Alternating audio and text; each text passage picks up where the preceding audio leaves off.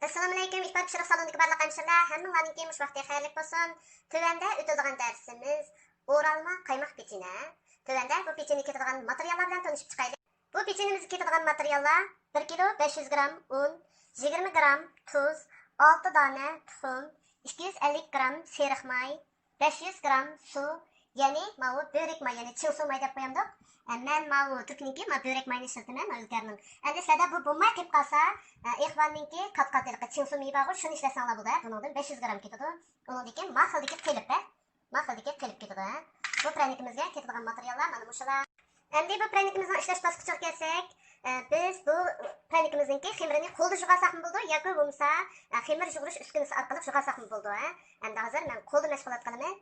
Qo'lda mashg'ulot qilish uchun biz quruq bir qachon tayyor qilamiz. Tayyor qilib, buningga bu unimizni to'kib olamiz. Unimizni to'kib olib, bunga endi o'tirni ichib, bu tuzni to'kib olamiz. Tuzni to'kib olgandan keyin bu 6 dona tuxumni to'kib, undan keyin bu seriq mayni silib, mavu tayyor qilgan suyimizni az-azdan quyib turib, langmanning ximirdek holatda ximir yug'raymiz. Mana bu ximirimizni langmanning ximirdek holatda yug'irib tayyor qildik. Endi biz bu ximirimizni 5 minutcha sindiramiz. Mushu ximir yug'raganda diqqat qilgan nuqta mushu ximirimizni bek undan chaylashni talab qiladi. Toz undan chaylab, bunday ko'pikchilar paydo bo'lgan vaqtda to'xtatsak bo'ldi. Endi biz buni 5 minutcha tindirgandan keyin bu ximirimizni yeyib, buni orasiga mavu tayyor qilgan chilsu, ya'ni börek mayni olamiz. Mana bu ximirimizni 5 minut sindirib olgandan keyin buni mana shunday holatda ichib, bu ximirimizning yarmiga boy tayyorlab olgan börek may, ya'ni chilsu maydan 500 gram, qat-qat maydan 500 gramni mana shu yarmiga keltirib, tekshi qo'yib olamiz. Qo'yib olgandan keyin ma tarafini bunga qatlab, shu atrofini ching yipitimiz. Mana ko'ringlar.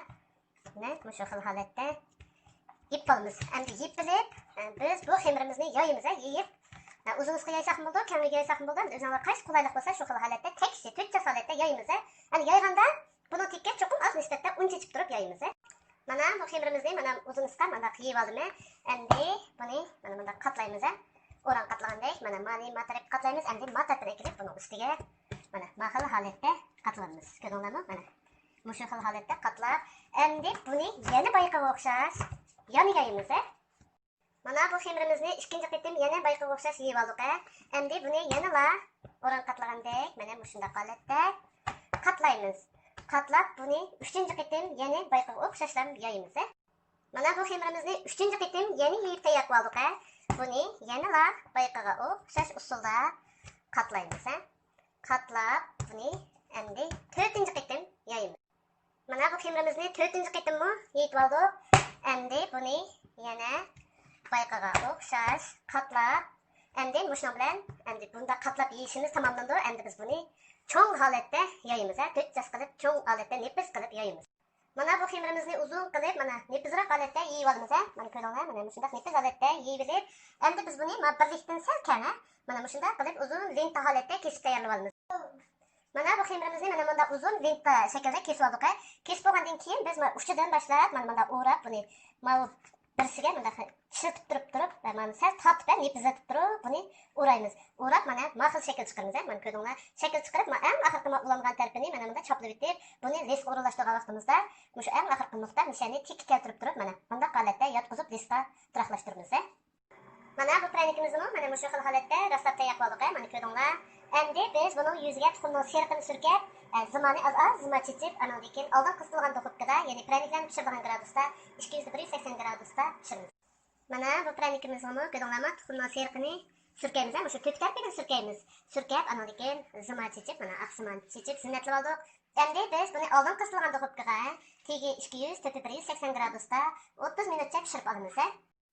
Mana bu pranikimizni 35 minut vaqtda pishib chiqdi.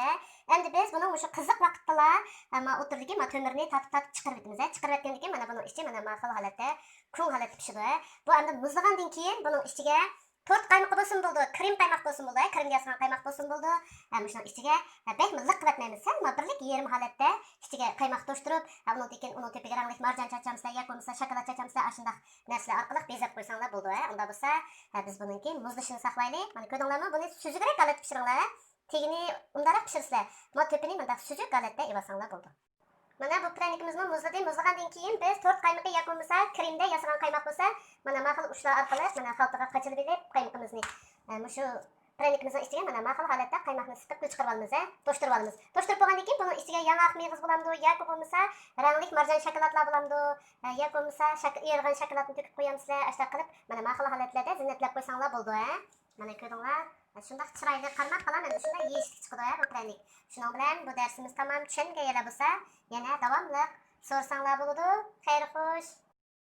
Ой, достроен, но я в нем один.